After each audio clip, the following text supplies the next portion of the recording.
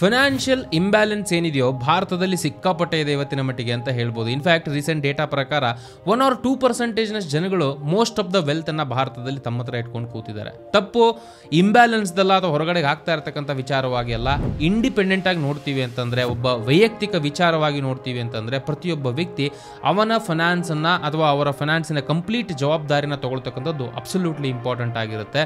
Problem ಇದೆ, ಆ problem ಇಂದ ಹೊರಗಡೆಗೆ ಬರ್ತಕ್ಕಂಥದ್ದು ಅವ್ರದೇ ಜವಾಬ್ದಾರಿ ಆಗಿರುತ್ತೆ. ಸೊ ಈ ಒಂದು ಹೆಜ್ಜೆ ಇಡ್ತಕ್ಕಂತಹ ಮೊದಲನೇ ಸ್ಟೆಪ್ ಅನ್ನ ಈ ವಿಡಿಯೋ ಮೂಲಕ ನಾನು ಮಾಡಕ್ ಹೋಗ್ತಾ ಇದ್ದೀನಿ. ಬೇಸಿಕಲಿ ಆವರೇಜ್ ಆಗಿ ನೋಡ್ತೀವಿ ಅಂತಂದ್ರೆ ಭಾರತದಲ್ಲಿ 30,000 ರೂಪಾಯಿ ಅಷ್ಟು ಪ್ರತಿಯೊಬ್ಬ ಇಂಡಿಯನ್ ಅಥವಾ ಆವರೇಜ್ ಭಾರತೀಯನ ಸ್ಯಾಲರಿ ಇಷ್ಟ ಆಗಿರುತ್ತೆ ಪ್ರತಿ ತಿಂಗಳು. ಇದೇ ಸ್ಯಾಲರಿನ ರೆಫರೆನ್ಸ್ ಆಗಿ ಇಟ್ಕೊಂಡು ಒಂದು ಮೇಜರ್ ವೆಲ್ತ್ ಅನ್ನ ನೆಕ್ಸ್ಟ್ ಬರ್ತಕ್ಕಂಥ 10 ವರ್ಷ, 15 ವರ್ಷ, 20 ವರ್ಷದಲ್ಲಿ ಯಾವ ರೀತಿ ಜನರೇಟ್ ಮಾಡಬಹುದು, ಜಸ್ಟ್ ನಾಟ್ ರ್ಯಾಂಡಮ್ಲಿ ಥಿಯರಿಟಿಕಲಿ ನಾನು ಹೇಳಕ್ ಹೋಗ್ತಾ ಇಲ್ಲ, ಪ್ರಾಕ್ಟಿಕಲ್ ಸ್ಟೆಪ್ ಬೈ ಸ್ಟೆಪ್ ಮಾಹಿತಿಯನ್ನ ಈ ವಿಡಿಯೋ ಮೂಲಕ ನಾನು ಕೊಡಕ್ ಹೋಗ್ತಾ ಇದ್ದೀನಿ. ಇಲ್ಲಿ ಹೇಗೆ ಯಾವ ರೀತಿ ಓವರ್ ಆಲ್ ಇದೊಂದು ಕೆಲಸ ಮಾಡುತ್ತೆ ಪ್ರತಿಯೊಂದು ಇನ್ ಡೀಟೇಲ್ ಮಾಹಿತಿನ ವಿಡಿಯೋ ಮೂಲಕ ನಾನು ಶೇರ್ ಮಾಡ್ಕೊಳಕ್ ಹೋಗ್ತಾ ಇದ್ದೀನಿ. ಬಟ್ ನಾನು ಒಂದೇ ರಿಕ್ವೆಸ್ಟ್ ಏನಪ್ಪಾ ಅಂತಂದ್ರೆ, ಈ ವಿಡಿಯೋನ ಕಂಪ್ಲೀಟ್ ಆಗಿ ನೋಡಿ, ಈ ವಿಷಯಗಳು ನಿಮಗೆ ಕಂಪ್ಲೀಟ್ ಆಗಿ ಅರ್ಥ ಆಗಬೇಕು ಅಂದ್ರೆ. ಫೈನಾನ್ಷಿಯಲ್ ವಿಚಾರವಾಗಿ ಇನ್ವೆಸ್ಟಿಂಗ್ ತುಂಬಾ ಮೇಜರ್ ಪಾರ್ಟ್ನ ತಗೊಳುತ್ತೆ. ಸೊ ಇದ್ರ ಬಗ್ಗೆ ಲಾಸ್ಟ್ ಅಲ್ಲಿ ನಾನು ಡಿಸ್ಕಷನ್ ಮಾಡ್ತೀನಿ ಇನ್ ಡೀಟೇಲ್ ಆಗಿ. ಬಟ್ ಇನ್ವೆಸ್ಟಿಂಗ್ ನಾವು ಮಾಡಬೇಕು ಅಂತಂದ್ರೆ ನಮ್ಮ ಹತ್ರ ಡಿಮ್ಯಾಟ್ ಅಂಡ್ ಟ್ರೇಡಿಂಗ್ ಅಕೌಂಟ್ ಹಾಗೆ ಎಫೆಕ್ಟಿವ್ ಡಿಸಿಷನ್ಸ್ ಗಳನ್ನ ತಗೊಳ್ತಕ್ಕಂತಹ ಎಬಿಲಿಟಿ ಇರಬೇಕು. ಇಲ್ಲೇನೆ JM ಫೈನಾನ್ಷಿಯಲ್ಸ್ ಬ್ಲಿಂಕೆಕ್ಸ್ ನ ರೋಲ್ ಬರ್ತಕ್ಕಂಥದ್ದು. ಬೇಸಿಕಲಿ ಒಂದು ಡಿಮ್ಯಾಟ್ ಅಂಡ್ ಟ್ರೇಡಿಂಗ್ ಅಕೌಂಟ್, ಇದರ ಜೊತೆಗೆ ಟ್ರೇಡಿಂಗ್ ಹಾಗೆ ಇನ್ವೆಸ್ಟಿಂಗ್ ಗೆ ಸಂಬಂಧಪಟ್ಟ ಹಾಗೆ ಟೈಮ್ ಟು ಟೈಮ್ ರಿಸರ್ಚಸ್ ಗಳನ್ನ ಇವರ ಆಪ್ ಮೂಲಕ ಅವರು ಪ್ರೊವೈಡ್ ಮಾಡ್ತಾ ಇದ್ದಾರೆ. ಇಂಡಿವಿಜುವಲ್ ಸ್ಟಾಕ್ ಇರಬಹುದು ಅಥವಾ ನಿಮ್ಮ ಒಂದು ಪ್ರೆಫರೆನ್ಸ್ ಗೆ ಸಂಬಂಧಪಟ್ಟ ಹಾಗೆ ಏನೇನೆಲ್ಲ ರಿಸರ್ಚಸ್ ಬೇಕು ಅದನ್ನ ಟೈಮ್ ಟು ಟೈಮ್ ಕೊಡ್ತಾ ಇರ್ತಾರೆ. ಇದನ್ನ ಇಟ್ಕೊಂಡು ಒಬ್ಬ ವ್ಯಕ್ತಿ ಅಟ್ಲೀಸ್ಟ್ ಡಿಸಿಷನ್ಸ್ ತಗೊಳ್ಳೋದಕ್ಕಿಂತ ಮುಂಚೆ ಕೆಲವೊಂದಿಷ್ಟು ಮಾಹಿತಿಗಳನ್ನ ವೆರಿಫೈ ಮಾಡಿಕೊಂಡು ಡಿಸಿಷನ್ಸ್ ತಗೊಳ್ತಕ್ಕಂತಹ ಎಬಿಲಿಟಿನ ನೀವು ಹೊಂದಬಹುದು ಇದರ ಮೂಲಕ. ಇವರ ಆಪ್ ಮೂಲಕ ಫ್ಯೂಚರ್ ಅಂಡ್ ಆಪ್ಷನ್ಸ್ ಇರಬಹುದು, ಹಾಗೆ ಈಕ್ವಿಟಿಗೆ ಸಂಬಂಧಪಟ್ಟ ಹಾಗೆ ಡೈರೆಕ್ಟ್ ಆಗಿ ಇನ್ ಆಪ್ ಅಲ್ಲಿ ನಿಮಗೆ ರಿಸರ್ಚ್ ರಿಪೋರ್ಟ್ಸ್ ಗಳು ಸಿಗುತ್ತೆ.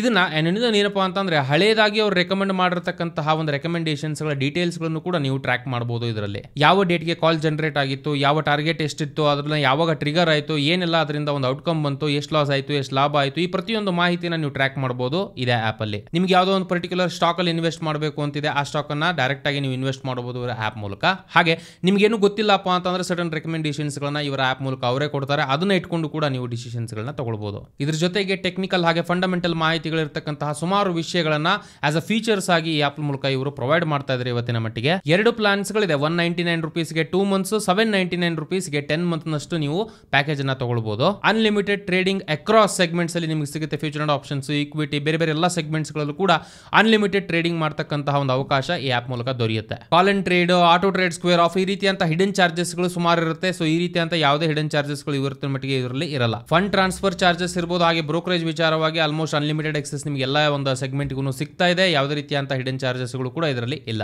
ಪ್ಲೇ ಸ್ಟೋರ್ ಅಲ್ಲಿ 4.7 ಹಾಗೆ ಆಪ್ ಸ್ಟೋರ್ ಅಲ್ಲಿ 4.6 ನಷ್ಟು ರೇಟಿಂಗ್ ಅನ್ನ ಇವರ ಆಪ್ ಪಡೆದಿರುತ್ತೆ. ಇವತ್ತಿನ ಮಟ್ಟಿಗೆ 6 ಲಕ್ಷಕ್ಕಿಂತ ಜಾಸ್ತಿ ಡೌನ್ಲೋಡ್ಸ್ ಗಳು ಇವರ ಆಪ್ ಗಳನ್ನ ಮಾಡಿರ್ತಾರೆ ಯೂಸರ್ಸ್ ಗಳು. ಹಾಗೆ ಮೋಸ್ಟ್ ಇಂಪಾರ್ಟೆಂಟ್ಲಿ JM ಫೈನಾನ್ಷಿಯಲ್ಸ್ ತುಂಬಾ ಓಲ್ಡೆಸ್ಟ್ ಪ್ಲೇಯರ್ ಇವರು ಮಾರ್ಕೆಟ್ ಅಲ್ಲಿ. ಸೊ ಅವರಿಂದ ಪ್ರೊವೈಡ್ ಆಗಿರತಕ್ಕಂಥ ಪ್ಲಾಟ್ಫಾರ್ಮ್ ಇದಾಗಿರೋದ್ರಿಂದ ರಿಲೇಬಿಲಿಟಿ ಇರಬಹುದು, ಹಾಗೆ ಫೀಚರ್ ರಿಚ್ ಪ್ಲಾಟ್ಫಾರ್ಮ್ ಅನ್ನ ಪ್ರೊವೈಡ್ ಮಾಡ್ತಾ ಇದ್ದಾರೆ JM ಫೈನಾನ್ಷಿಯಲ್ಸ್. ಆಸಕ್ತಿ ಇರತಕ್ಕಂಥವರು ಲಿಂಕ್ ಡಿಸ್ಕ್ರಿಪ್ಷನ್ ನಾನು ಕೊಟ್ಟಿರ್ತೀನಿ, ಆಮೇಲೆ ನೀವು ಚೆಕ್ ಮಾಡಬಹುದು. ವೆಲ್, ಸಬ್ಜೆಕ್ಟ್ ಕಡೆಗೆ ಇವಾಗ ಬರೋಣ. ಬೇಸಿಕಲಿ ಯಾವುದೇ ಒಂದು ಫೈನಾನ್ಷಿಯಲ್ ಪ್ಲಾನಿಂಗ್ ಅನ್ನ ಅಥವಾ ಫೈನಾನ್ಷಿಯಲ್ ಟಾರ್ಗೆಟ್ ಅನ್ನ ನಾವು ಅಚೀವ್ ಮಾಡಬೇಕು ಅಂತಂದ್ರೆ ಸ್ಟೆಪ್ ಬೈ ಸ್ಟೆಪ್ ನಾವು ಮೂವ್ ಆಗಬಹುದು. ಡೈರೆಕ್ಟ್ ಆಗಿ ಹೋಗ್ಬಿಟ್ಟು ಸರ್ ಇನ್ವೆಸ್ಟಿಂಗ್ ಮಾಡ್ಬಿಡೋದಲ್ವಾ, ಅದು ಮಾಡ್ಬಿಡೋದಲ್ವಾ, ಇದು ಮಾಡೋದು ಅದು ಆಮೇಲೆ ಬರುತ್ತೆ. ಬಟ್ ಬೇಸಿಕ್ ಇಂದಾನೆ ಪ್ರಿಪೇರ್ ಆಗೋದು ಅಬ್ಸಲ್ಯೂಟ್ಲಿ ಇಂಪಾರ್ಟೆಂಟ್ ಆಗುತ್ತೆ. ಮೊದಲನೆಯ ಇಂಪಾರ್ಟೆಂಟ್ ಸ್ಟೆಪ್ ಎಮರ್ಜೆನ್ಸಿ ಪ್ಲಾನಿಂಗ್. ಇದು ಪ್ರಾಕ್ಟಿಕಲಿ ವೆರಿ ರೀಸೆಂಟ್ ನನ್ನ ಒಂದು ಅನುಭವದ ಮೂಲಕ ನನಗೆ ಅರ್ಥ ಆಯಿತು ಎಷ್ಟು ಇಂಪಾರ್ಟೆನ್ಸ್ ಇದೆ ಇದಕ್ಕೆ ಅನ್ನೋದು. ಸೊ ಕೆಲವೊಂದ್ಸತಿ ಏನು ಅನ್ಕೊಳ್ತೀವಿ, ನಾವು ಇನ್ಶೂರೆನ್ಸ್ ಎಲ್ಲ ಕಟ್ತಾ ಇರ್ತೀವಿ ನೋಡಿ, ವೆಹಿಕಲ್ಗೆ ಇರ್ಬೋದು, ಬಾಡಿಗೆ ಇರ್ಬೋದು, ಗಾಡಿಗೆ ಇರ್ಬೋದು, ಇನ್ಶೂರೆನ್ಸ್ ಏನು ನಾವು ಕಟ್ತಾ ಇರ್ತೀವೋ ಸುಮ್ಮನೆ ವೇಸ್ಟ್ ಆಗ್ಬಿಡುತ್ತಲ್ವ ಇದು ಅಮೌಂಟ್ ಅಂತ ನಮ್ಗೆ ಅನಿಸ್ತಾ ಇರುತ್ತೆ. ವೆರಿ ರೀಸೆಂಟ್ಲಿ ಒಂದು ಮೈನರ್ ಆಕ್ಸಿಡೆಂಟ್ ಆಯಿತು ಬೇಸಿಕಲಿ ಕಾರ್ಗೆ. ಸೊ ಆ ಒಂದು ಸಂದರ್ಭದಲ್ಲಿ ನಾನು ಕಟ್ಟಿರೋ ಇನ್ಶೂರೆನ್ಸ್ ನಿಯರ್ಲಿ 5,000 ಒಳಗಡೆಗಿದ್ದಂತಹ ಇನ್ಶೂರೆನ್ಸ್. ಬಟ್ ಕ್ಲೇಮ್ ಆಗಿದ್ದಂತಹ ಅಮೌಂಟ್ ನೋಡಿದಾಗ ಶಾಕ್ ಆಗೋಯ್ತು. ಬಿಕಾಸ್ ಸಪೋಸ್ ಇನ್ಶೂರೆನ್ಸ್ ಅನ್ನು ಆ ಒಂದು ಸಂದರ್ಭದಲ್ಲಿ ನಾನು ಮಾಡಿಸಿರಲಿಲ್ಲ ಅಂತಂದರೆ ಕೈಯಿಂದ ನಾನು ಕೊಡಬೇಕಾಗಿತ್ತು ಪಾಕೆಟ್ ಇಂದ ದುಡ್ಡನ್ನ. So insurance is very very important, ತುಂಬಾ ಇಂಪಾರ್ಟೆಂಟ್ ರೋಲ್ನ ಪ್ಲೇ ಮಾಡುತ್ತೆ. ವೆಹಿಕಲ್ಸ್ಗಳಿಗಲ್ಲ, ಎಸ್ಪೆಷಲಿ ಹೆಲ್ತ್ ವಿಚಾರವಾಗಿ. ಬಿಕಾಸ್ ಏಜಿಂಗ್ ಆದ ಹಾಗೆ, ವಯಸ್ಸಾದ ಹಾಗೆ ನಮ್ಮ ಓವರ್ ಆಲ್ ಸಿಚುವೇಶನ್ಸ್ಗಳು ಬದಲಾಗ್ತಾ ಇದೆ, ಲೈಫ್ ಸ್ಟೈಲ್ ಚೇಂಜ್ ಆಗ್ತಾ ಇದೆ, ಹೆಲ್ತ್ ರಿಲೇಟೆಡ್ ಇಶ್ಯೂಸ್ಗಳು ಬರ್ತಕ್ಕಂಥ ಪಾಸಿಬಿಲಿಟೀಸ್ ಇರುತ್ತೆ. ಬಂದೇ ಬರುತ್ತೆ ಅಂತ ಹೇಳೋಕ್ಕಾಗಲ್ಲ, ಬಟ್ ಬಂದಾಗ ಸಪೋಸ್ ಆ ರೀತಿಯಂಥ ಸಿಚುವೇಶನ್ಸ್ಗಳು ಬಂದಾಗ ಔಟ್ ಆಫ್ ಪಾಕೆಟಿಂದ ದುಡ್ಡು ಹೋಗ್ತಕ್ಕಂಥ ಪಾಸಿಬಿಲಿಟೀಸ್ ನಾವು ಇಟ್ಕೊಳ್ಬಾರ್ದು. ರೀಸೆಂಟ್ ಟ್ವಿಟರ್ ಪೋಸ್ಟ್ ಏನಿದೆಯೋ ನಿತಿನ್ ಕಾಮತ್ ಅವ್ರದ್ದು, so biggest CEO, Zerodha CEO, ಅವ್ರು ಹೇಳ್ತಾರೆ ಇವನ್ ಒಂದು ಎಮರ್ಜೆನ್ಸಿ ಸಿಚುವೇಶನ್ಸ್ಗಳು ಮೆಡಿಕಲಿ ಬಂದ್ರೂ ಕೂಡ ಕಂಪ್ಲೀಟ್ ಜೇಬು ಖಾಲಿ ಆಗ್ತಕ್ಕಂಥ ಒಂದು ಪರಿಸ್ಥಿತಿಗಳು ಇವತ್ತಿನ ಮಟ್ಟಿಗೆ ತಲುಪ್ತಾ ಇದೆ. ಸೊ ಹಾಗಾಗಿ emergency planning is highest priority ಅಂತ ಹೇಳ್ಬೋದು ಫಿನಾನ್ಷಿಯಲ್ ವಿಚಾರವಾಗಿ. ಇದರಲ್ಲಿ ಎರಡು ಭಾಗವಾಗಿ ನಾವು ಡಿವೈಡ್ ಮಾಡಬಹುದು. ತುಂಬಾ ಕಾಂಪ್ಲೆಕ್ಸಿಟಿ ಅಂತಕ್ಕಂಥದ್ದು ಏನಿಲ್ಲ. ಒಂದು ಎಮರ್ಜೆನ್ಸಿ ಫಂಡ್. ಸೊ ಬೇಸಿಕಲಿ ಈಗ ನನ್ನ ಜಾಬ್ ಹೋಯಿತು ಅಥವಾ ಏನೋ ಒಂದು ಎಮರ್ಜೆನ್ಸಿ ರಿಪೇರ್ಸ್ಗಳು ಬಂತು, ಇಮಿಡಿಯೇಟ್ ಆಗಿ ಮಾಡಿಸಬೇಕು ಅಂತಿದೆ, ಇಮಿಡಿಯೇಟ್ ಲಿಕ್ವಿಡಿಟಿ ಇರತಕ್ಕಂಥ ಸಡನ್ ಆಗಿ ನನಗೆ ದುಡ್ಡು ತೆಗಿತಕ್ಕಂಥ ಇನ್ವೆಸ್ಟ್ಮೆಂಟ್ಸ್ಗಳಲ್ಲಿ ಸ್ವಲ್ಪ ಅಮೌಂಟನ್ನು ಎತ್ತಿಡಬೇಕಾಗುತ್ತೆ. ಹಾಗೆ ಇನ್ನೊಂದು ಕಡೆಯಿಂದ ಬಂದು insurance, especially health insurance is very very important. ನೀವು ಇವತ್ತಿನ ಮಟ್ಟಿಗೆ ನೋಡ್ತೀರಾ ಅಂತಂದರೆ ಒಂದು 5 ಲಕ್ಷ 10 ಲಕ್ಷ ಅಟ್ಲೀಸ್ಟ್ ಒಂದು 5 ಲಕ್ಷ 10 ಲಕ್ಷದಷ್ಟು ಅಮೌಂಟ್ ಏನಿದೆಯೋ, ನಾನು 30,000 ಸ್ಯಾಲ್ರಿನ ರೆಫರೆನ್ಸ್ ಇಟ್ಕೊಂಡು ಹೇಳ್ತಾ ಇರ್ತಕ್ಕಂಥದ್ದು, 1,000 ರೂಪಾಯಿ ಒಳಗಡೆಗೆ ನೀವು ಎವ್ರಿ ಮಂತ್ ಪ್ರೀಮಿಯಮನ್ನು ಪ್ಲಾನ್ ಮಾಡಿಕೊಂಡ್ರೆ ಅಟ್ಲೀಸ್ಟ್ ಒಂದು 10 ಲಕ್ಷದವರೆಗೂ 10-15 ಲಕ್ಷದವರೆಗೂ ಪ್ರೀಮಿಯಮ್ಗಳು ನಿಮಗೆ ಅಥವಾ ಕವರ್ ಸಿಗ್ತಕ್ಕಂಥ ಪಾಸಿಬಿಲಿಟಿ ಇರುತ್ತೆ ಹೆಲ್ತ್ ಇನ್ಶೂರೆನ್ಸ್ಗೆ ಸಂಬಂಧಪಟ್ಟ ಹಾಗೆ. ಎಷ್ಟು ಬೇಗ ನೀವು ಸ್ಟಾರ್ಟ್ ಮಾಡ್ತೀರೋ ಅಷ್ಟು ಒಳ್ಳೆಯದು ಇದನ್ನು. ಬಿಕಾಸ್ ಹೆಲ್ತ್ ಇನ್ಶೂರೆನ್ಸ್ ಏನಿದೆಯೋ ನೀವು ವರ್ಷದಿಂದ ವರ್ಷಕ್ಕೆ ಜಾಸ್ತಿ ಆಗುತ್ತೆ. ಒಂದು ನೀವು ಇವಾಗ ಆಲ್ರೆಡಿ ಕಟ್ತಾ ಇಲ್ಲ ಅಂತ ಅಂದರೆ ನೆಕ್ಸ್ಟ್ ವರ್ಷಕ್ಕೆ ಫ್ರೆಶ್ ಆಗಿ ಸ್ಟಾರ್ಟ್ ಮಾಡಬೇಕು ಅಂತಂದರೆ ಸರ್ಟನ್ ಕಂಡೀಷನ್ಸ್ಗಳಿಗೆ, ಹೆಲ್ತ್ ಕಂಡೀಷನ್ಸ್ಗಳಿಗೆ 2 ವರ್ಷ 3 ವರ್ಷ ಎಲ್ಲ ವೇಟ್ ಮಾಡಬೇಕು. ಸೊ ಈ ರೀತಿಯಂಥ ಪರಿಸ್ಥಿತಿಯನ್ನು ತಂದ್ಕೊಳ್ಳೋಕೆ ಹೋಗಬೇಡಿ. ಇವತ್ತಿಂದನೇ ಒಂದು 1,000 ರೂಪಾಯಿ ಒಳಗಡೆಗೆ ಟಾರ್ಗೆಟ್ ಇಟ್ಕೊಂಡಿದ್ದಾನೆ. ಸೊ ಬೇಸಿಕಲಿ 30,000 ಇದೆ ಅಂತ ಅಂದರೆ ಲಿಟ್ರಲಿ ಎಷ್ಟಾಯ್ತಪ್ಪ, ನಾಟ್ ಇವನ್ 3% ಅಮೌಂಟ್ ಏನಿದೆಯೋ ಹೆಲ್ತ್ ಇನ್ಶೂರೆನ್ಸ್ಗೆ ಅಂತ ಸಪ್ರೇಟಾಗಿ ಎತ್ತಿಡೋದು ಇವತ್ತಿನ ಮಟ್ಟಿಗೆ ತುಂಬ ಇಂಪಾರ್ಟೆಂಟ್ ಆಗುತ್ತೆ. ಫೈನಾನ್ಷಿಯಲ್ ಬರ್ಡನ್ನು ಇರಲ್ಲ, ಅಟ್ ದ ಸೇಮ್ ಟೈಮ್ ನಾವು ಬೇರೆಯವರಿಗೆ ಬೇಡ್ತಕ್ಕಂಥ ಒಂದು ಅವಕಾಶನೂ ಇರಲ್ಲ. ಜೆನ್ಯೂನ್ ಆಗಿ ನಿಮ್ಗೆ ಇಶ್ಯೂಸ್ ಇದೆ ಅಂತಂದರೆ ಡೆಫಿನೆಟ್ಲಿ ಮೆಡಿಕ್ಲೇಮ್ಗಳು ಇವತ್ತಿನ ಮಟ್ಟಿಗೆ ಸಿಗ್ತಕ್ಕಂಥ ಪಾಸಿಬಿಲಿಟೀಸ್ ಇದೆ. This is the first important step. ಇದು ಆದಮೇಲೆ ಬೇರೆ ವಿಚಾರ ಮಾತಾಡೋಣ. Basically there is something called as 50-30-20 rule ಅಂತ ಬರುತ್ತೆ. ಸುಮಾರು ಕಡೆಗೆ ನೀವು ಆಲ್ರೆಡಿ ಕೇಳಿರ್ತೀರಾ. ಇನ್ ಸಿಂಪಲ್ ವರ್ಡ್ಸ್, ನಿಮಗೆ ಸ್ಯಾಲ್ರಿ ಏನು ಬರ್ತಾ ಇದೆಯೋ ಅದರಲ್ಲಿ ಅಟ್ಲೀಸ್ಟ್ 20% ಅಮೌಂಟನ್ನು ಪಕ್ಕಕ್ಕೆ ಎತ್ತಿಡತಕ್ಕಂಥ ಪರಿಸ್ಥಿತಿಗೆ ನಾವು ತಲುಪಬೇಕು.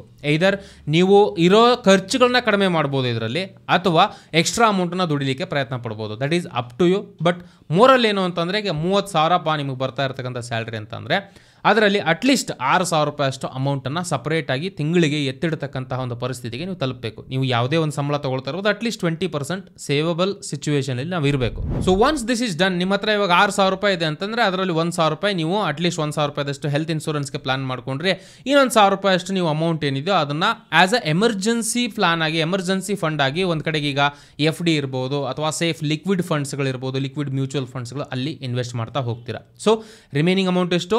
4,000 ನಿಮ್ಮ ಹತ್ರ ಉಳ್ಕೊಳ್ತು. ಫಸ್ಟ್ 1,000 ಹೆಲ್ತ್ ಇನ್ಶೂರೆನ್ಸ್, ಸೆಕೆಂಡ್ 1,000 ಏನಿದೆ ಎಮರ್ಜೆನ್ಸಿ ಫಂಡ್. ಅಟ್ಲೀಸ್ಟ್ ಈಗ ಫಾರ್ ಎಕ್ಸಾಂಪಲ್ ನಿಮ್ಮ ಸ್ಯಾಲ್ರಿ 30,000 ಅಲ್ವಾ, 30,000 ಅಂತಂದರೆ 6 ತಿಂಗಳಿಗೆ ಅಂದರೆ ಎಷ್ಟಾಯಿತು? ಅಟ್ಲೀಸ್ಟ್ 1,80,000 ರೂಪೀಸ್ ನಿಮ್ಮ ಹತ್ರ ಲಿಕ್ವಿಡ್ ಕ್ಯಾಶ್ ಆಗಿ ಸಪ್ರೇಟಾಗಿ ಒಂದು ಎಮರ್ಜೆನ್ಸಿ ಫಂಡನ್ನು ಬಿಲ್ಡ್ ಮಾಡಬೇಕು. ಒಂದೇ ದಿನದಲ್ಲಿ ಆಗಲ್ಲ, ತಿಂಗಳ 1,000 ರೂಪಾಯಿ ಅದಕ್ಕೆ ಅಂತ ಸಪ್ರೇಟಾಗಿ ಒಂದು ಕಡೆಗೆ ಸೇಫೆಸ್ಟ್ ಆಪ್ಷನಲ್ಲಿ ಎತ್ತಿಡ್ತಿರ್ತೀರ.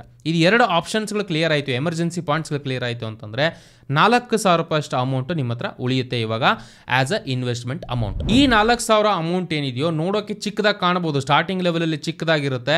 ಬಟ್ ಹೋಗ್ತಾ ಹೋಗ್ತಾ ಒಂದು ನಿಮ್ಮ ಸ್ಯಾಲ್ರಿನೂ ಜಾಸ್ತಿ ಆಗ್ತಾ ಇರುತ್ತೆ, ಅದರ ಜೊತೆಗೆ ಬೇರೆ ಬೇರೆ ಆಪ್ಷನ್ಸ್ಗಳನ್ನ ಇನ್ಕ್ಲೂಡ್ ಮಾಡ್ಕೊಳ್ಳೋದ್ರ ಮೂಲಕ ಅಮೌಂಟನ್ನು ಜಾಸ್ತಿ ಮಾಡ್ಬೋದು. ಬಟ್ ಬೇಸ್ ಅಮೌಂಟ್ ಆಗಿ ನಾವು 4,000 ರೂಪಾಯಿನ ಇಲ್ಲಿ ಕನ್ಸಿಡರ್ ಮಾಡೋಣ. 3 ಡಿಫ್ರೆಂಟ್ ಆಪ್ಷನ್ ಆಗಿ ನಾವು ಈ ಒಂದು 4,000 ರೂಪಾಯಿ ಅಷ್ಟು ಅಮೌಂಟ್ ಏನು ನಮ್ಗೆ ಉಳಿಯುತ್ತೋ ಇದನ್ನ ಚಾನಲ್ ಮಾಡ್ಬೋದು ಅಥವಾ ಇದನ್ನ ಇನ್ವೆಸ್ಟ್ ಮಾಡ್ಬೋದು. ಡೈರೆಕ್ಟ್ ಆಗಿ ಪ್ರಾಕ್ಟಿಕಲ್ ಸ್ಟೆಪ್ಗೆ ನಾನೀಗ ಮೂವ್ ಆಗಿ ಹೋಗ್ತಾ ಇದ್ದೀನಿ. ಬೇರೆ ಬೇರೆ ರೀತಿಯಾಗಿ ಇನ್ವೆಸ್ಟ್ ಮಾಡ್ಬೋದು. ಎಲ್ಲಿ ನಾವು ಇದನ್ನ ಇನ್ವೆಸ್ಟ್ ಮಾಡ್ತೀವಿ, ಈ 4,000 ರೂಪಾಯಿನ ನಾವು ಎಲ್ಲಿ ಹೋಗಿ ಹಾಕ್ತೀವಿ ಅನ್ನೋದ್ರ ಮೇಲೆ ಡಿಪೆಂಡ್ ಆಗುತ್ತೆ ಯಾವ ರೀತಿ ಅಮೌಂಟ್ ಬೆಳೆಯುತ್ತೆ ಅಂತ ಹೇಳ್ಕೊಂಡು. ಮೊದಲನೇದಾಗಿ ಬರ್ತಕ್ಕಂಥದ್ದು ಲೋ ರಿಸ್ಕ್. ಸೊ ಬೇಸಿಕಲಿ ನನಗೆ ರಿಸ್ಕೇ ಬೇಡಪ್ಪ, ಈ 4,000 ರೂಪಾಯಿ ಇಟ್ಕೊಂಡು ನಾನು ಅಮೌಂಟ್ನ ಇನ್ವೆಸ್ಟ್ ಮಾಡಬೇಕು, ಎವ್ರಿ ಮಂತ್ ಇನ್ವೆಸ್ಟ್ ಮಾಡ್ಕೊಂಡು ಹೋಗ್ತೀನಿ ಅಂತಕ್ಕಂಥವ್ರಿಗೆ, ಸಪೋಸ್ ನೀವು ಗಿಲ್ಟ್ ಫಂಡ್ ಇರ್ಬೋದು ಅಥವಾ ಡೈರೆಕ್ಟ್ FDಲೇ ಇರ್ಬೋದು, ಇನ್ವೆಸ್ಟ್ ಮಾಡಿದ್ರೆ ಸೇಫೆಸ್ಟ್ ಆಪ್ಷನ್ 6% ಬರುತ್ತೆ. ಇದರ ಪ್ರಕಾರ ಡೀಟೇಲ್ಸ್ ನೀವು ನೋಡ್ತೀರಾ ಅಂತಂದ್ರೆ ಯಾವ ರೀತಿ ಬೆಳವಣಿಗೆ ಆಗ್ಬೋದು ನಿಮ್ಮ 4,000 ರೂಪಾಯಿ ಅನ್ನೋದು ನಾವು ಒಂದ್ಸತಿ ಚೆಕ್ ಮಾಡೋಣ. ಇಮ್ಯಾಜಿನ್ 4,000 ರೂಪಾಯಿ ಎವ್ರಿ ಮಂತ್ ಇನ್ವೆಸ್ಟ್ ಮಾಡ್ತಿದ್ದೀರಾ, 6.5% ವರ್ಷಕ್ಕೆ ನಿಮಗೆ ರಿಟರ್ನ್ ಸಿಗ್ತಾ ಇದೆ ಅಂತ ಅನ್ಕೋಣ FDಲಿ. ಸೊ ನೆಕ್ಸ್ಟ್ 20 ವರ್ಷಕ್ಕೆ ನೀವು ಇನ್ವೆಸ್ಟ್ ಮಾಡಿದ್ರೆ ಟೋಟಲ್ ನಿಮ್ಮ ಹತ್ರ 19,72,310 ರೂಪಾಯಿ ಅಮೌಂಟ್ ಉಳ್ಕೊಳ್ತಕ್ಕಂಥ ಪಾಸಿಬಿಲಿಟಿ ಇರುತ್ತೆ. ಅಸಲೆಷ್ಟು? 9,60,000. Estimated return 10 lakh. 6.5% every year ನಿಮ್ಗೆ ರಿಟರ್ನ್ ಬರ್ತಕ್ಕಂಥ ಕಡೆಗೆ ನೀವು ಇನ್ವೆಸ್ಟ್ ಮಾಡ್ತೀರಾ ಅಂತಂದ್ರೆ 19 ಲಕ್ಷ ನೀವು ಜಮೆ ಮಾಡ್ತಕ್ಕಂಥ ಪಾಸಿಬಿಲಿಟಿ ಇರುತ್ತೆ. ಇದೇ ಎಕ್ಸಾಕ್ಟ್ ಸಿಚುವೇಶನ್ 10 ವರ್ಷಕ್ಕೆ ನಾವು ನೋಡ್ತೀವಿ ಅಂತಂದ್ರೆ ಅರೌಂಡ್ 6,77,261 ರೂಪಾಯಿ ನೀವು ಉಳಿಸ್ತಕ್ಕಂಥ ಪಾಸಿಬಿಲಿಟಿ ಇರುತ್ತೆ. I hope this is clear. Simple amount ಉಳಿಯಿತು 4,000. ಈ 4,000ನ ಸೇಫೆಸ್ಟ್ ಆಪ್ಷನ್ಗೆ ಇನ್ವೆಸ್ಟ್ ಮಾಡಿದ್ವಿ, ಅಂದರೆ FD ಅಥವಾ ಸೇಫ್ ಆಪ್ಷನ್ಗೆ ಹೋಗಿ ನಾವು ಇನ್ವೆಸ್ಟ್ ಮಾಡಿದ್ವಿ, 6.5% ರಿಟರ್ನ್ ಬಂತು. ಅದರ ಪ್ರಕಾರ ಈ ರೀತಿ ಅಂತ ಅಮೌಂಟನ್ನು ಗಳಿಸ್ಬೋದು. ಸೊ ಇದರಲ್ಲಿ ನಾವು ರಿಸ್ಕೇ ತಗೊಳ್ತಿಲ್ಲ, ರಿಸ್ಕೇ ಜಾಸ್ತಿ ಬೇಡಪ್ಪ ಅಂತಕ್ಕಂಥ ಸಿಚುವೇಶನ್ ಅಲ್ಲಿ ನಮ್ಗೆ ಈ ರೀತಿ ಅಂತ ರಿವಾರ್ಡ್ಸ್ಗಳು ಸಿಗ್ತಾ ಇದೆ as per our priority. So ನಾವು ದೊಡ್ಡ ಅಮೌಂಟನ್ನು ಬೆಳೆಸಬೇಕು ಅಥವಾ ದೊಡ್ಡ ಒಂದು ವೆಲ್ತನ್ನು ಬಿಲ್ಡ್ ಮಾಡಬೇಕು ಈ ಚಿಕ್ಕ ಅಮೌಂಟ್ ಅಮೌಂಟಲ್ಲಿ ಅಂತಂದರೆ we have to take the risk. ಎರಡು ರೀತಿಯಾಗಿ ನಾವು ಅಪ್ರೋಚ್ ಮಾಡ್ಬೋದು. ಒಂದು ತೀರಾ ರಿಸ್ಕ್ ಜಾಸ್ತಿ ತೊಗೊಂಡು ಇರಬಾರ್ದೇ ಕೂಡ ಅಮೌಂಟ್ ಎಲ್ಲ ತೊಗೊಂಡ್ಬಿಟ್ಟು ಹಾಕ್ಬೋದು. That is not the right way. ಸಾಲ ತೊಗೊಂಡು ಇನ್ವೆಸ್ಟ್ ಮಾಡಲ್ಲ ಅಂತ ಸುಮಾರು ಜನ ನನಗೆ ಪ್ರಶ್ನೆ ಕೇಳಿದರೆ ದಯವಿಟ್ಟು ಆ ರೀತಿಯಾಗಿ ಮಾಡೋಕ್ಕೆ ಹೋಗ್ಬಿಡಿ. ಬಿಕಾಸ್ ನೆಗೆಟಿವ್ ಕೋರಿಲೇಷನ್ ನಿಮಗೆ ಸಿಗುತ್ತೆ. ಸೊ ಈಗಿರೋ ಅಮೌಂಟ್ ಏನಿದೆಯೋ 500 ರೂಪಾಯಿನೇ ಇರಲಿ 1000 ರೂಪಾಯಿನೇ ಇರಲಿ, ಅದನ್ನು ಡಿಸಿಪ್ಲಿನ್ಡ್ ಆಗಿ ಎವ್ರಿ ಮಂತ್ ಆನ್ ಮಂತು ಒಂದು ರೈಟ್ ಇನ್ವೆಸ್ಟ್ಮೆಂಟ್ ಕಡೆಗೆ ನಾವು ಚಾನಲೈಸ್ ಮಾಡಬೇಕು. That is very very important. ಇವಾಗ ನಾನು ಅದರ ಬಗ್ಗೆ ಮಾತಾಡ್ತೀನಿ. ನೆಕ್ಸ್ಟ್ ಬರೋದೇನು ಅಂತ ಅಂದರೆ ಮೀಡಿಯಮ್ ರಿಸ್ಕ್ ಅಂತ ಹೇಳ್ಬೋದು. Very very important. ಈ ಮೀಡಿಯಮ್ ಹೈ ರಿಸ್ಕ್ ಅನ್ನೋದು ಏನಿದೆಯೋ ನಾವು ಯಾವ ರೀತಿ ಇನ್ವೆಸ್ಟ್ ಮಾಡ್ತೀವಿ, ನಮ್ಮ ಅಮೌಂಟನ್ನು ಎಲ್ಲಿ ಇನ್ವೆಸ್ಟ್ ಮಾಡ್ತೀವಿ ಅನ್ನೋದ್ರ ಮೇಲೆ ಡಿಫೈನ್ ಆಗುತ್ತೆ. ಮೀಡಿಯಮ್ ರಿಸ್ಕ್ ಅಲ್ಲಿ ಅಂತ ಅಂದರೆ ಸ್ಟಾಕ್ ಮಾರ್ಕೆಟನ್ನು ನಾವಿಲ್ಲಿ ಇನ್ಕ್ಲೂಡ್ ಮಾಡ್ಕೊಳ್ತಾ ಇದ್ದೀವಿ. ಇವಾಗ ಇದರಲ್ಲಿ ಲಾರ್ಜ್ ಕ್ಯಾಪ್ ಕಂಪನೀಸ್ ಬರುತ್ತೆ, ಹಾಗೆ ಮಿಡ್ ಕ್ಯಾಪ್ ಕಂಪನೀಸ್ ಬರುತ್ತೆ, ಸ್ಮಾಲ್ ಕ್ಯಾಪ್ ಕಂಪನೀಸ್ಗಳು ಬರುತ್ತೆ. ಇನ್ ಸಿಂಪಲ್ ವರ್ಡ್ಸ್ ಅಂತ ಅಂದರೆ ಲಾರ್ಜ್ ಕ್ಯಾಪ್ ಅಂದ್ರೇನು, ತುಂಬ ದೊಡ್ಡ ಮಟ್ಟಿಗೆ ಬೆಳೆದಿರ್ತಕ್ಕಂಥ ಕಂಪನೀಸ್ಗಳ ಒಂದು ಗ್ರೂಪ್ ಅಂತ ಹೇಳ್ಬೋದು. ಸಿಮಿಲರ್ಲಿ ಮಿಡ್ ಕ್ಯಾಪ್ ಅಂದರೆ ತೀರಾ ಚಿಕ್ಕ ಕಂಪನಿನೂ ಅಲ್ಲ, ತೀರಾ ದೊಡ್ಡ ಕಂಪನಿನೂ ಅಲ್ಲ, ಆ ರೀತಿಯಂಥ ಕಂಪನಿಗಳು ಅಂತ ಹೇಳ್ಬೋದು. ಆ್ಯಂಡ್ ಲಾಸ್ಟ್ ಸ್ಮಾಲ್ ಕ್ಯಾಪ್ ಕಂಪನೀಸ್ಗಳು ಅಂತ ಹೇಳ್ತಾರೆ. ಅಥವಾ ತುಂಬ ಇನ್ನೂ ಚಿಕ್ಕ ಕಂಪನೀಸ್ಗಳಿರುತ್ತೆ, ಬೆಳೀತಕ್ಕಂಥ ಪಾಸಿಬಿಲಿಟಿ ಇರುತ್ತೆ, ತೀರಾ ಬೆಳೀತಕ್ಕಂಥ ಪಾಸಿಬಿಲಿಟಿ ಇರುತ್ತೆ, but at the same time company close ಆಗ್ತಕ್ಕಂಥ ಒಂದು ಪರಿಸ್ಥಿತಿಗೂ ಹೋಗ್ಬೋದು. ಆ ರೀತಿಯಂಥ ಕಂಪನೀಸ್ಗಳದ್ದಾಗಿರುತ್ತೆ. ರಿಸ್ಕಲ್ಲಿ ಜಾಸ್ತಿ ಇರುತ್ತೆ. ರಿಸ್ಕ್ ಜಾಸ್ತಿ ಇದೆ ಅಂತಂದರೆ ರಿವಾರ್ಡ್ ಕೂಡ ಜಾಸ್ತಿ ಇರುತ್ತೆ. ಈ ಮೂರರ ಕಾಂಬಿನೇಷನ್ ಏನಿದೆಯೋ, ಕಾಂಬಿನೇಷನಲ್ಲಿ ನಾವು ಇನ್ವೆಸ್ಟ್ ಮಾಡೋದ್ರ ಮೂಲಕ ನಮ್ಮ ಹಣದಲ್ಲಿ ಮೀಡಿಯಂ ರಿಸ್ಕು ತೊಗೊಳ್ಬೋದು, ಹೈಯರ್ ರಿಸ್ಕು ತೊಗೊಳ್ಬೋದು. ಸೊ ಇವಾಗ ಮೀಡಿಯಂ ರಿಸ್ಕ್ ಬಗ್ಗೆ ಮಾತಾಡೋಣ. Basically large cap, mid cap, small cap ಈ ಮೂರು ಕ್ಯಾಪಿಟಲೈಸೇಷನ್ ಏನು ನಾನು ಮಾತಾಡಿದ್ನೋ ಇದಕ್ಕೆ ಸಂಬಂಧಪಟ್ಟಿರತಕ್ಕಂತಹ ಮ್ಯೂಚುವಲ್ ಫಂಡ್ಸ್ ಹಾಗೆ ETFಸ್ಗಳು ಎರಡೂ ಇದೆ. ಸಪೋಸ್ ನಿಮಗೆ ಕ್ಲಾರಿಟಿ ಇಲ್ಲ ಮ್ಯೂಚುವಲ್ ಫಂಡ್ ಅಂದರೆ ಏನು, ಯಾವ ರೀತಿ ಕೆಲಸ ಮಾಡುತ್ತೆ, ETF ಅಂದ್ರೇನು, ಯಾವ ರೀತಿ ಕೆಲಸ ಮಾಡುತ್ತೆ, ಇನ್ ಡೀಟೇಲ್ ಟ್ಯುಟೋರಿಯಲ್ನ ನಾನು ಆಲ್ರೆಡಿ ಕವರ್ ಮಾಡಿರ್ತೀನಿ. 1 ಅವರ್ ವಿಡಿಯೋಸ್ಗಳಿದೆ. ನಿಮಗೆ ಕಂಫರ್ಟಬಲ್ ಟೈಮ್ ಇದ್ದಾಗ ನೀವು ಆ ವಿಡಿಯೋ ನಾನು ಕಲ್ತ್ಕೊಳ್ಬೋದು. ಇಲ್ಲಿ ಕಾಣಿಸ್ತಾ ಇದೆ ನೋಡಿ, ಆ ಕಡೆ ಕಡೆಗೆ 2 ವಿಡಿಯೋಸ್ಗಳು ಏನು ಕಾಣಿಸ್ತಾ ಇದೆಯೋ ಇದು ಡಿಸ್ಕ್ರಿಪ್ಷನ್ನ ಲಿಂಕನ್ನು ಕೊಟ್ಟಿರ್ತೀನಿ, ಆಮೇಲೆ ನೀವು ಚೆಕ್ ಮಾಡ್ಬೋದು. So let's define the medium risk. ನಾನು ಮೀಡಿಯಂ ರಿಸ್ಕ್ ತೊಗೊಳ್ಬೇಕಪ್ಪ, ತೀರಾ ಜಾಸ್ತಿ ರಿಸ್ಕ್ ಬೇಡ ಅಂತ ಅಂದರೆ ನಿಮ್ಮ ಜಾಸ್ತಿ ಅಮೌಂಟ್ ಎಲ್ಲ ಲೊಕೇಟ್ ಆಗಬೇಕು. Just think about it. So ನಮ್ಮ ಜಾಸ್ತಿ ಅಮೌಂಟ್ ಏನಿದೆಯೋ ಲಾರ್ಜ್ ಕ್ಯಾಪ್ಗಳಲ್ಲಿ ಇನ್ವೆಸ್ಟ್ ಆಗಬೇಕು. ಬಿಕಾಸ್ ಲಾರ್ಜ್ ಕಂಪನೀಸ್ಗಳೀಗ HDFC ಇರ್ಬೋದು, ICICI ಇರ್ಬೋದು, ಹಾಗೆ ಏರ್ಟೆಲ್ ಇರ್ಬೋದು, ಇವೆಲ್ಲ ತುಂಬ ದೊಡ್ಡ ಮಟ್ಟಿಗೆ ಬೆಳೆದಿರ್ತಕ್ಕಂಥ ಕಂಪನೀಸ್ಗಳು, ಹಾಗೆ ಸ್ಟೇಬಲ್ ಕಂಪನೀಸ್ಗಳು. ಇದರಲ್ಲಿ ರಿಸ್ಕು ಬ್ಯಾಲೆನ್ಸ್ಡ್ ಆಗಿರುತ್ತೆ, ಹಾಗೆ ರಿವಾರ್ಡು ಕೂಡ ಜಾಸ್ತಿ ಏನು ತೀರಾ ಹೈ ರಿವಾರ್ಡನ್ನು ಎಕ್ಸ್ಪೆಕ್ಟ್ ಮಾಡೋಕ್ಕಾಗಲ್ಲ, ಬಟ್ ಲಾಂಗ್ ಟರ್ಮಲ್ಲಿ ಸಸ್ಟೈನ್ಡ್ ಗ್ರೋತನ್ನು ನಮಗೆ ತಂದುಕೊಡುತ್ತೆ. ಕರೆಕ್ಟಾ?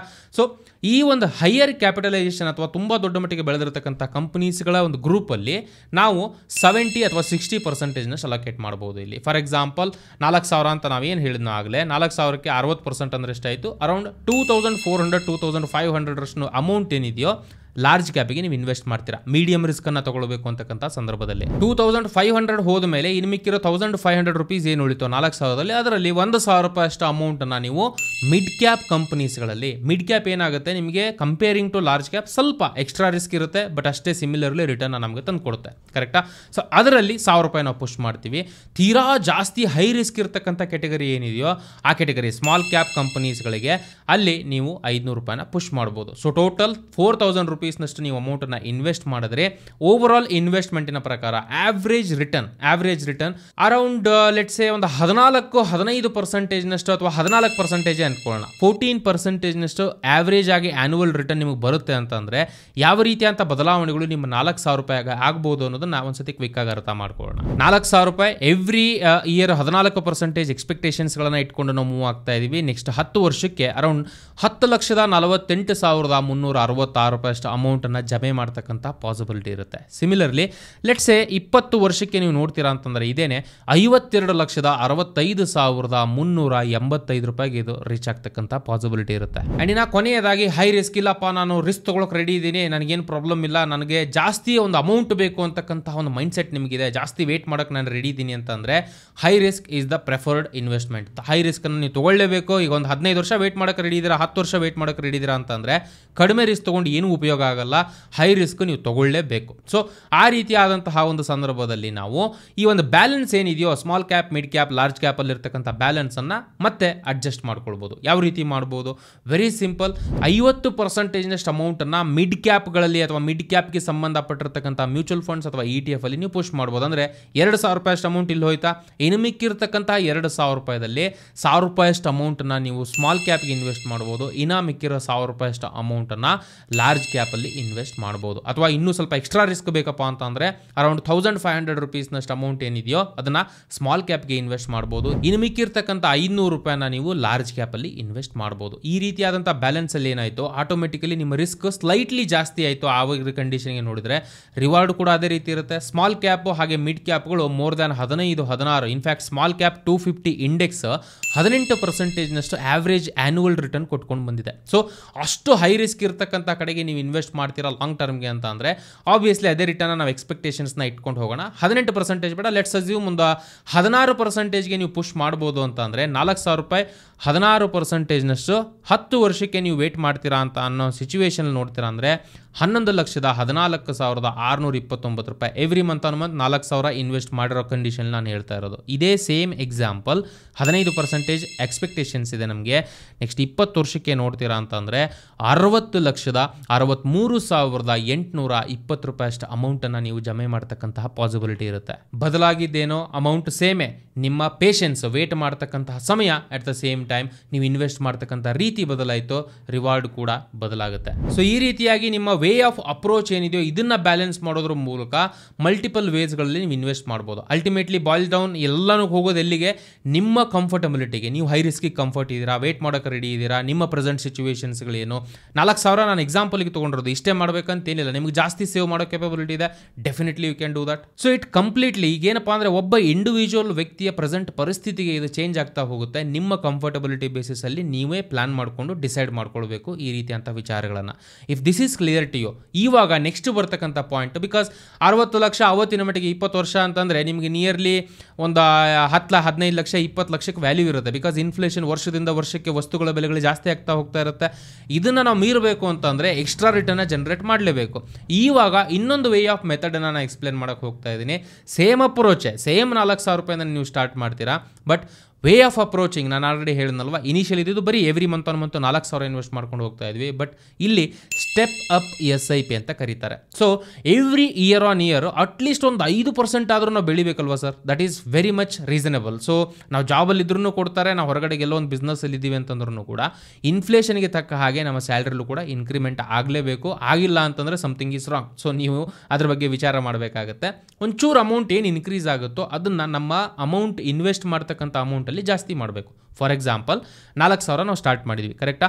10%ನಷ್ಟು ಎಕ್ಸ್ಟ್ರಾ ಅಮೌಂಟನ್ನು ನೆಕ್ಸ್ಟ್ ಇಯರ್ಗೆ ಮಂತ್ ಆನ್ ಮಂತ್ ಇನ್ವೆಸ್ಟ್ ಮಾಡ್ಕೊಂಡು ಹೋಗ್ಬೋದು. ಅಂದರೆ ಈ ವರ್ಷ ಮಂತ್ ಆನ್ ಮಂತ್ 4,000 ಇನ್ವೆಸ್ಟ್ ಮಾಡ್ತಾ ಇದ್ದೀವಿ, ನೆಕ್ಸ್ಟ್ ಇಯರ್ಗೆ 4,400, 4,400ಗೆ ಮತ್ತೆ 10%ನಷ್ಟು ಆ್ಯಡ್ ಮಾಡಿ ಅದರ ನೆಕ್ಸ್ಟ್ ಇಯರ್ಗೆ ಇನ್ವೆಸ್ಟ್ ಮಾಡ್ಕೊಂಡು ಹೋಗ್ತೀರಾ ಎವ್ರಿ ಮಂತ್ ಆನ್ ಮಂತ್. ಇದನ್ನು ಸ್ಟೆಪ್ ಅಪ್ SIP ಅಂತ ಕರೀತಾರೆ.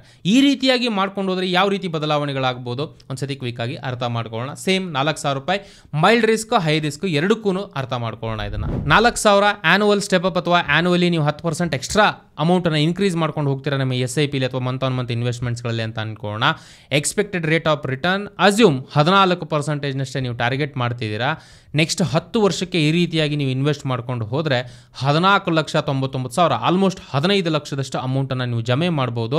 ಬ್ಯೂಟಿ ಏನು ಅಂತ ಅಂದರೆ ಅಸ್ಯೂಮ್ ಇದನ್ನು ನೆಕ್ಸ್ಟ್ ನೀವು 20 ವರ್ಷಕ್ಕೆ ಮಾಡ್ತೀರಾ ಅಂತಂದರೆ ನಿಯರ್ಲಿ 1 crore ಟಾರ್ಗೆಟನ್ನು ರೀಚ್ ಮಾಡ್ತಕ್ಕಂಥ ಪಾಸಿಬಿಲಿಟಿ ನಮಗಿದೆ ಈ ರೀತಿಯಂಥ ಇನ್ವೆಸ್ಟ್ಮೆಂಟ್ ಮೆಥಡ್ಸ್ಗಳಲ್ಲಿ. ಸಿಮಿಲರ್ಲಿ ಹೈ ರಿಸ್ಕ್ ಕ್ಯಾಟಗರಿಗೆ ನಾವು ನೋಡ್ತೀವಿ ಅಂತಂದರೆ ಸೇಮ್ 4,000ದಿಂದ ಸ್ಟಾರ್ಟ್ ಮಾಡಿರ್ತಕ್ಕಂತಹ ಜರ್ನಿನೇ ಹೈ ರಿಸ್ಕ್ ಕ್ಯಾಟಗರಿಲಿ ಒಂದು 16%ನಷ್ಟು ನೀವು ಎಕ್ಸ್ಪೆಕ್ಟ್ ಮಾಡ್ತಿದ್ದೀರಾ ಅಂತ ಅಂದರೆ ನೆಕ್ಸ್ಟ್ 10 ವರ್ಷಕ್ಕೆ ಅಪ್ರಾಕ್ಸಿಮೇಟ್ಲಿ 16,71,889 ರೂಪಾಯಿಯಷ್ಟು ಸೇವ್ ಮಾಡ್ತಕ್ಕಂಥ ಪಾಸಿಬಿಲಿಟಿ ಇರುತ್ತೆ. ಸಿಮಿಲರ್ಲಿ ಇದನ್ನು ನೀವು 20 ವರ್ಷಕ್ಕೆ ನೋಡ್ತೀರಾ ಅಂತ ಅಂದರೆ ಅರೌಂಡ್ 1,25,30,30,276 ರೂಪಾಯಿಯಷ್ಟು ಅಮೌಂಟನ್ನು ಉಳಿಸ್ತಕ್ಕಂತಹ ಪಾಸಿಬಿಲಿಟಿ ಇರುತ್ತೆ. ಸೇಮ್ 4,000ನೇ ಯಾವ ರೀತಿ ನಾವು ಅಪ್ರೋಚ್ ಮಾಡ್ತೀವಿ ಅನ್ನೋದ್ರ ಮೇಲೆ ಆ 4,000 ಯಾವ ರೀತಿ ನಾವು ಬೆಳೆಸ್ಬೋದು ಅನ್ನೋದು ಡಿಪೆಂಡ್ ಆಗಿರುತ್ತೆ. Moral of the story is very very simple. ನಾವು ಎಷ್ಟು ಅಮೌಂಟಿಂದ ನಮ್ಮ ಜರ್ನಿಯನ್ನು ಸ್ಟಾರ್ಟ್ ಮಾಡ್ತೀವಿ ದಟ್ ಈಸ್ ಸೆಕೆಂಡರಿ, ಬಟ್ ಹೆಜ್ಜೆ ನಾವು ಇಡ್ತಿದ್ದೀವಿ ಆ ದಾರಿಯಲ್ಲಿ first point very very important. ಹೆಜ್ಜೆ ಇಡ್ತಾ ಇದ್ದೀವಿ ಅಂತಂದರೆ ಯಾವ ರೀತಿಯಾದಂಥ ಹೆಜ್ಜೆನ ನಾವು ತಗೊಳ್ಬೇಕು ಅನ್ನೋದನ್ನು ಮುಂಚೆನೇ ಡಿಸೈಡ್ ಮಾಡಿ ಹೆಜ್ಜೆ ಇಡೋದು ತುಂಬ ಇಂಪಾರ್ಟೆಂಟ್ ಆಗುತ್ತೆ.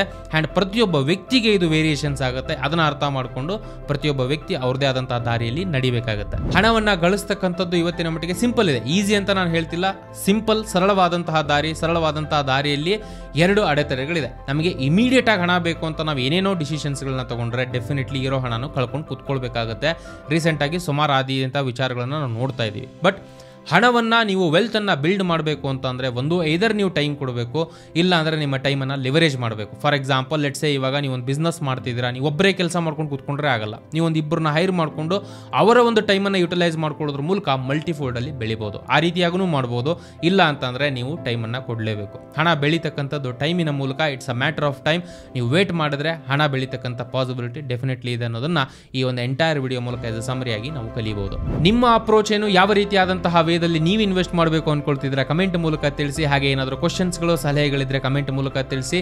ಜೇಮ್ ಫಿನಾನ್ಷಿಯಲ್ಸ್ ಬ್ಲಿಂಕೆಕ್ಸ್ ಬಗ್ಗೆ ನಾನು ಮಾತಾಡ್ತಾ ಇದ್ದೆ, ಅದರ ಲಿಂಕ್ ಡಿಸ್ಕ್ರಿಪ್ಷನ್ ಇದೆ. ಇನ್ ಕೇಸ್ ನಿಮ್ಮಲ್ಲಿ ಆಸಕ್ತಿ ಇದ್ದವರು ಆಮೇಲೆ ಚೆಕ್ ಮಾಡಬಹುದು ಒಂದ್ಸತಿ. ಆದಷ್ಟು ಬೇಗ ಫಿನಾನ್ಷಿಯಲ್ ವಿಚಾರದಲ್ಲಿ ನೀವು ಬೆಳೀಲಿ. ಆಲ್ರೆಡಿ ಬೆಳೆದಿದ್ರೆ ಇನ್ನೂ ನೆಕ್ಸ್ಟ್ ಲೆವೆಲ್ಗೆ ಬೆಳೀಲಿ ಅಂತ ಆಶಿಸ್ತಾ ಈ ವಿಡಿಯೋನ ಇಲ್ಲಿಗೆ ಕನ್ಕ್ಲೂಡ್ ಮಾಡ್ತಾ ಇದ್ದೀನಿ. ಮತ್ತೆ ನಿಮಗೆ ನೆಕ್ಸ್ಟ್ ವಿಡಿಯೋದಲ್ಲಿ ಸಿಗ್ತೀನಿ. ಅಲ್ಲಿವರೆಗೂ ಜೈ ಹಿಂದ್.